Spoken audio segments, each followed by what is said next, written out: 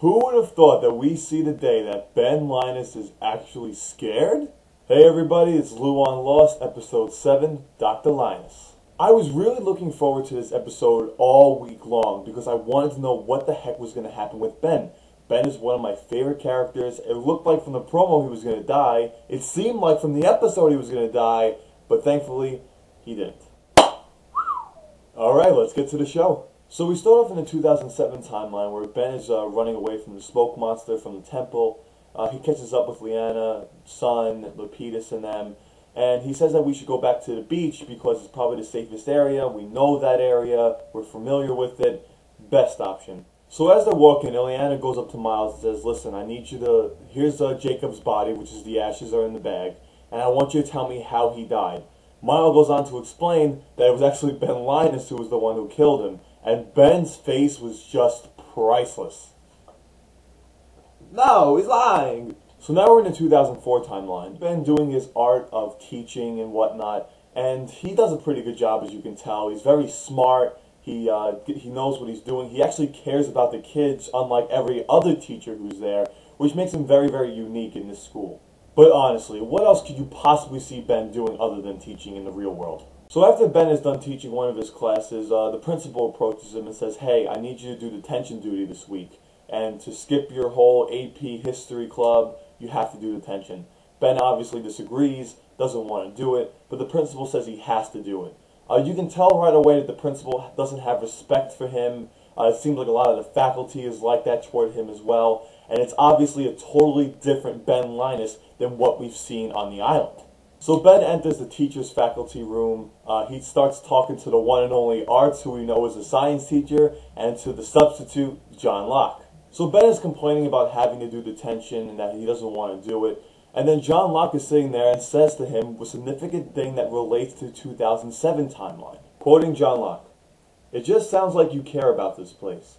And if the man in charge doesn't, then maybe it's time for a change." The place meaning the island, the man in charge meaning Jacob, and the person to make that change, either a candidate or possibly Ben himself. So Ben goes home, he has some stuff to think about. We see he's making food for somebody, and then we see who he's making food for. His dad. Now we know that during the 2007 timeline, where everything has happened throughout the last 6 seasons, that Ben is the one who killed his dad. He did that really, really awful killing of having them both sit in the van.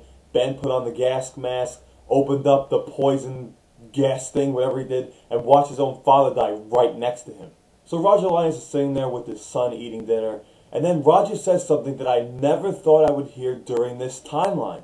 Roger goes on to explain to Ben that he wishes that he never left the island, that he wanted a better life for Ben because Ben was calling himself a loser for doing detention with the degenerate kids or whatever, and he said he always wanted a better life for him and that he's sorry. And we know this Robert is actually very sympathetic and actually seems to love his son. So now to go back to that a little bit, what does that mean? When did the island indeed go away, or when did they decide to leave the island that they regret leaving in the first place? Now we know in the 2004 timeline that the island is currently underwater, but did they leave because the island went underwater, or did they leave way before that, not even knowing it went underwater yet? I thought it was funny when Robert said to Ben, "Who knows what you could have been?" I do. So Ben gets a ring at his doorbell, and who's at his door? None other than his old daughter, Alex. Oh, why is she dating Jeff Goldblum? Anyways, back to 2007 timeline. Jack is with Hurley. Hurley and Jack decide to go back over to the temple to go find everybody, and they bump into Richard along the way. Richard's like, alright, here, come this way. This is the way to the temple. And he leads them to the black ship. Now, this is a great scene because we find out 2 things about this scene right now. 1, we know that Jacob touched Richard because Richard said he did. And when Jacob touches you, he gives you a gift of eternal life. Richard didn't exactly say it was eternal life, but he pretty much implied it. And the second thing we know is that because Jack is still a candidate, he is not going to die. And therefore, that's why the dynamite couldn't blow up. I really thought that was a badass move on Jack's part. I don't like Jack, but that was really cool what he did. Now, a question that can be brought up upon this is that does Richard still have a purpose on this island? He said he doesn't have a purpose, but if he couldn't die and Jack can't really die, Maybe he still does. Also, when I saw this scene, I thought of Michael right away. I was wondering, you know, Michael couldn't die off the island. He tried to kill himself, he couldn't die, and then when he did what he had to do, he finally died because Christian Shepherd approached him. But then again, Christian Shepherd was the man in the black shirt. So, whose side do I believe? So later on, we see that Hurley and Jack join up with the others, and now let's get back to the 2004 timeline with Ben. So Ben is tutoring Alex in the library. He finds out a secret from Alex saying that the principal and the nurse were doing it in the nurse's office. And then Ben tries to talk to Arts about using that as blackmail so he can become the principal and do what he wanted to do. The only problem with that is that Alex talked to the principal already about getting a recommendation to Yale so she can get in. And now he's using that against Ben to try to not make him tell everybody that he's having an affair on his wife. So the 2004 Ben does something that the 2007 Ben didn't do. He actually gives up what he wanted to do in life for his daughter, or in this case, for his student. We know in the 2007 timeline, he let Kimi kill Alex because he wanted to protect the island for Jacob. But because there was no Jacob, since Ben was probably too young to even remember about being on the island, there was nothing for him to sacrifice. He's more loving, he's more caring, he takes care of his sick father, he cares about his students. This is a totally different Ben Linus. Although we start seeing him go along the old Ben Linus trails by trying to blackmail, but we know that that's not the real Ben Linus, at least in 2004. So now back in 2007, Leanna makes Ben start digging his own grave.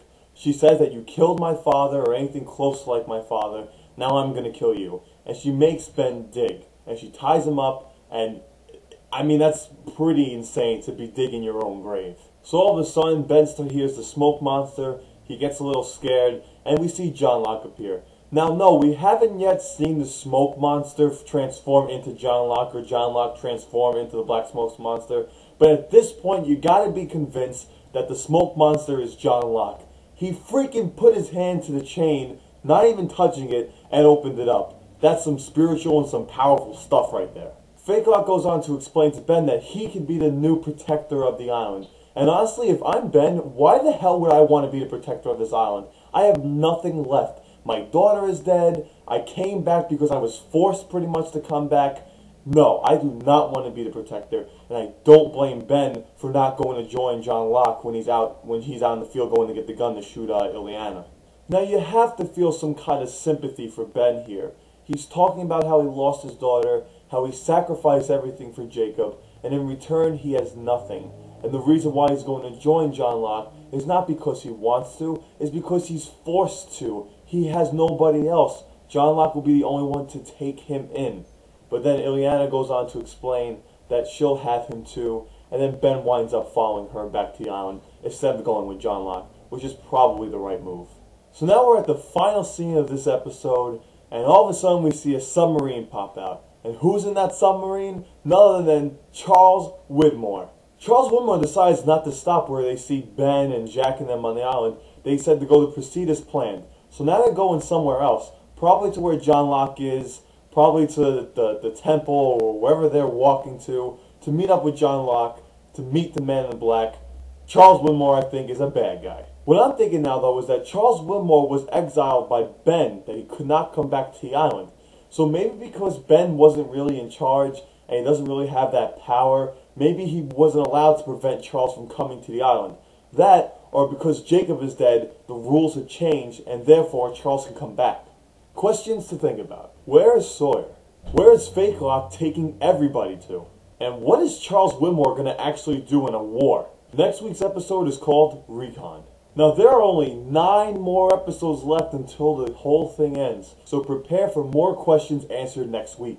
So a friend of mine showed me a link to an interview with one of the Lost directors and one of the Lost writers on Perez Hilton, and it goes on to explain that there's not enough time left in the show to answer little questions. If that's the case, I'm going to be a little mad if they don't answer certain things that I've been wanting to know for like the last 3 years. But we'll see what happens. Check the link to read the article. Anyways, thank you for tuning in. Make sure to check out my other videos. Make sure to check out the Lost recap for next week. Thank you to everybody who's been subscribing and actually watching. I appreciate it. And I will see you guys next week. Subscribe for Mr. Potato Head.